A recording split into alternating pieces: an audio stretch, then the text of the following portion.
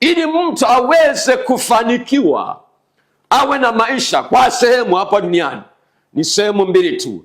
Aidha ni kula kwa jasho, kutumia nguvu, kuhenya. Lakini aidha sehemu ya pili ni kumsujudia shetani. Kwa sababu gani? Adamu alipoteza na umiliki wa rasilimali duniani. Kwa hiyo Yesu alipokuja duniani, alikuja kurejesha vitu vyote vinne. Alikuja kurejesha eneo la utawala kwa wale watakaomwamini, maana Yesu alikuja vinne.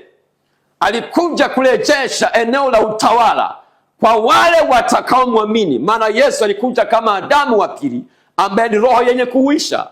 Haleluya. Lakini pia alikuja kurudisha mamlaka kwa wana wa Mungu. Lakini alirudisha lugha ya mawasiliano. Ndio maana ukishamwamini Yesu una uwezo moja kwa moja kuwasiliana na Baba yako aliye mbinguni. Haleluya.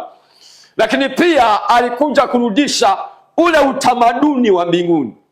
Kwa hiyo Mungu alikusudia kupitia kanisa watakatifu, dunia iwe ni mahali pa watu wafurahi, wawe na amani, wasijute. Sasa hayo maisha yako ndani ya Yesu. Haleluya. Kwa hiyo tunajifunza kwa nini sasa uhalisia uko tofauti. Kwa hiyo tunataka kadri Yesu anavyokaribia kurudi, anataka kuja kuchukua kanisa ambalo kwa kweli limerudi kwenye uhalisia wake, iko ni pamoja na kutawala na kumiliki katika eneo la uchumi. Haleluya. Lakini tukawa tumejifunza kilichopita roho ya utumwa, jinsi ambavyo nikatoa mfano kwa habari ya inaanzia kwenye bara la Afrika. Tunaambiwa bara la Afrika ni maskini, inatoka kwenye bara inakuja kwenye nchi. Hata sisi tumezaliwa tunaambia Tanzania ni maskini.